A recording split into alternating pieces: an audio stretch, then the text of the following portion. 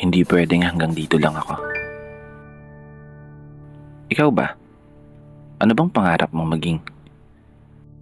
Ano pa ba yung mga lugar na gusto mong marating? Ano pa ba yung mga bagay na hangad mong gawin? At ano ba ang laman ng palagi mong hiling? Gaya mo, palagi rin ako nakaharap sa salamin. Pinakatititigan ng gusto yung sariling tumitingin. Kinakausap, tinatanong.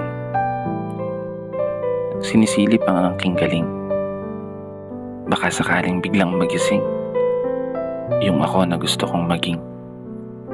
Yung ako na may malayo nang narating. Yung ako na malaya nang bilhin ang kahit anong gusto. Sariling bahay, sariling sasakyan,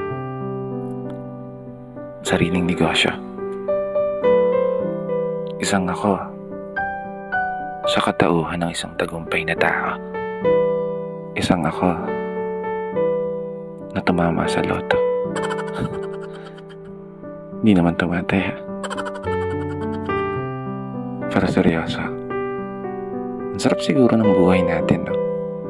Pag naabot mo na yung mga pangarap mo. Kapag nagawa mo ng mapasa kamay lahat ng mga hinahangad mo sa mundong to. At magiging isang kwento na lang yung kung paano at ano yung mga pinagdaanan mo. Isang kwento na maibabahagi mo sa ibang mga tao. Kaya naman, habang nandito tayo sa proseso, wag na wag mong susukuan yung mga pangarap mo. Kapag dumating ka man sa punto, palagi kang talo. Umarap ka lang sa salamin at tignan ang sarili mo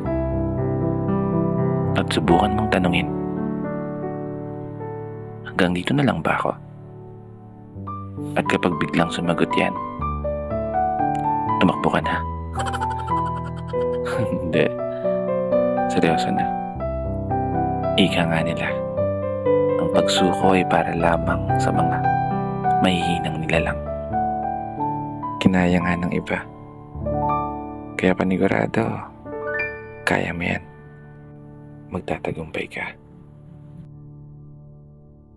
Dito na nagtatapos. Kaya isang pagpupugay para sa lahat ng mga tao na patuloy